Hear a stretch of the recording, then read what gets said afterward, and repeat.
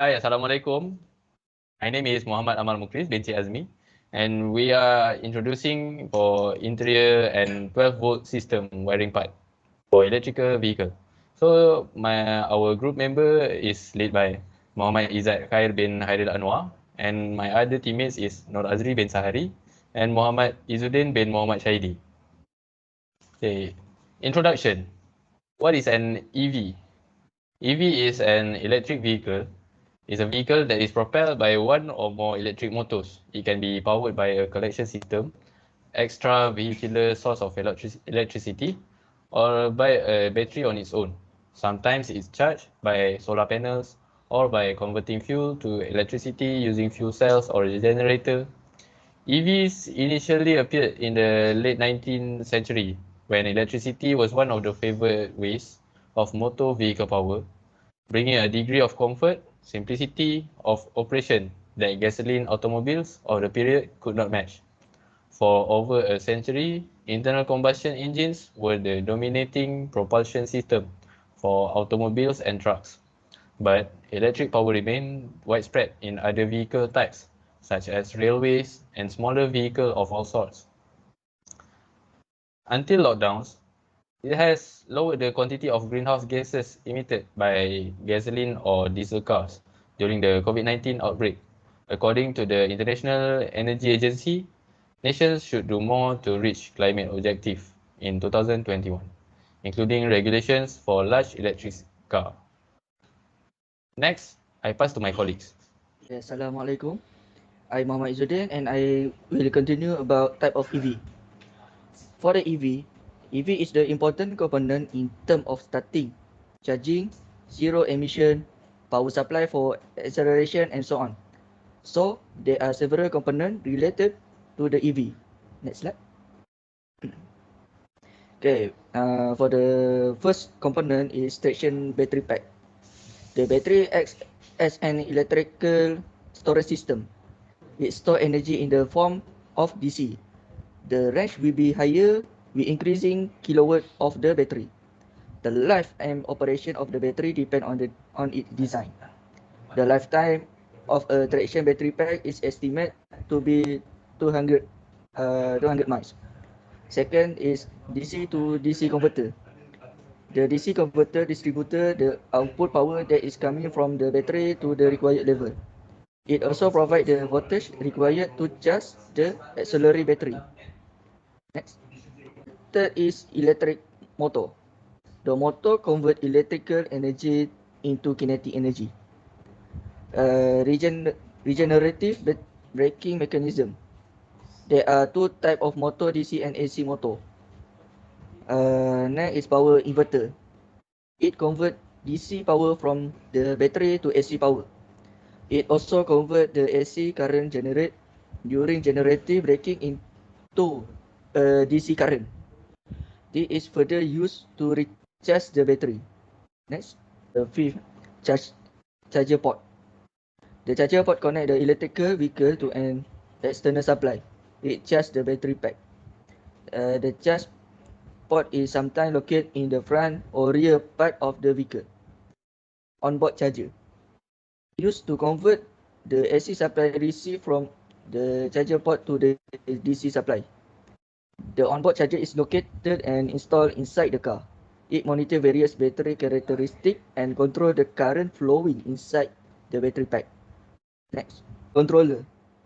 It performs the regulator of electrical energy from the battery to the electric motor.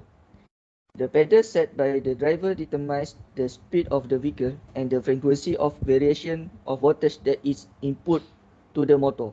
It also controls the torque produced. Auxiliary battery. In an electric drive vehicle, the auxiliary battery provides electric to power vehicle accessories. Next, thermal system, cooling. The system maintains a proper operating temperature range of the engine, electric motor, power electronic, and other components. And last is transmission. The transmission transfers mechanical power from the electric traction motor to drive the wheel. Right, next. It is a construction and operation of EV. Next slide. The function of electric car is plugging into the charge point and taking electric from the grid. So after the store the current of rechargeable battery that power an electric motor, the wheel will move and electric car accelerate faster than engine vehicle. So they feel lighter to drive.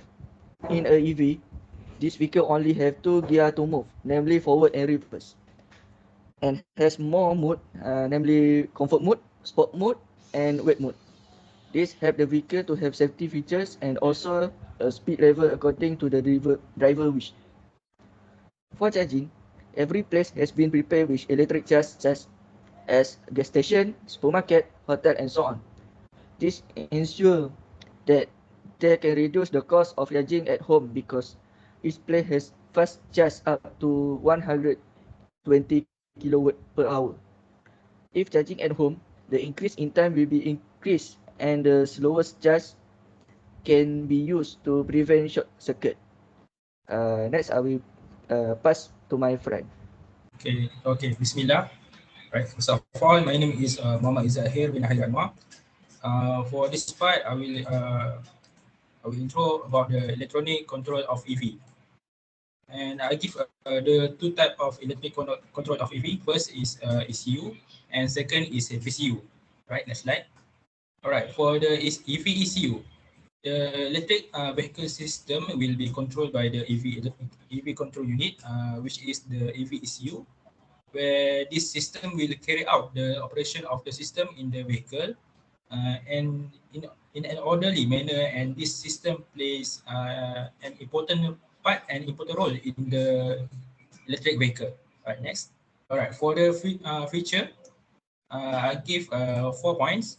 The first point is an industry leader, Mitsubishi Electric, has created and built an EV ECU with the best control technology from experience with powertrain like engine and transmission, and control and power electronics like inverter and battery control, as well as from the creation of powertrain ECU.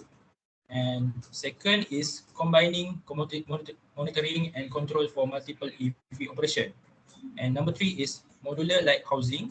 And lastly is small size with LSI technology and cutting edge uh, and computer application. Right, next slide. Right, for this slide, uh, this is a roadmap of EV ECU. Right, for the first, the EV ECU is manufactured began in 2009, and second is PHEV ECU manufacture got begun in 2013. And number three is EV ECU manufacture of the small type began in 2013 with a volume 35% lower than that for of the normal form. And lastly is ECU related to functional safety in 2020, and it is under development. Right, slide. All right, this is the EV ECU that we can see from the diagram. This is position on vehicle. Right. Based on data from the inverter, BMU and charger, the EV control unit, that is EV ECU, is a controller that manages the dynamics of the vehicle. Right. Next slide. As you see, this is an internal block diagram. There are many parts from the block diagram. For the first point, this system has important and main component, where there is a microcomputer system as well as a multifunctional LSI system, and also various type of input or output circuit. Second is the microcomputer will also function as a monitor by answering question and monitor. Next slide. All right. For number two is I will intro the VCU, that is electric vehicle control module. I give 2 points. First point is low voltage control module is the one used in electric vehicle. The majority of procedure involving the operational features of electrical or hybrid electric vehicle fall under its purview. And number two is a top value for the inverter to reserve is calculated by the EV control module using a variety of driving inputs. Any other top demands from the car, such as those from the electronic stability control system, are used to arbitrate this torque figure, which is proportional to the location of the accelerator and brake pedal as well as the gearbox settings. Right, next slide. Alright, this is the feature of the VCU. For this part, I give 5 points. For the first point is EV and HEV torque management, calculation of driver torque demand, drivability, filtering, and torque limitation. And second is vehicle powertrain management. And number 3 is transmission gear management. And number 4 is charge battery. It is AC and DC. And lastly is power setting for EV. And HEV is startup driving, charging, or aero. Right, next slide. Right, this is a continue for the VCU feature. First, acquiring and validating torque requests. Second is management of energy. And number 3 is comply with ISO 26262 ASILC. And number 4 is monitoring unit for safety L3. And lastly is management of the heat.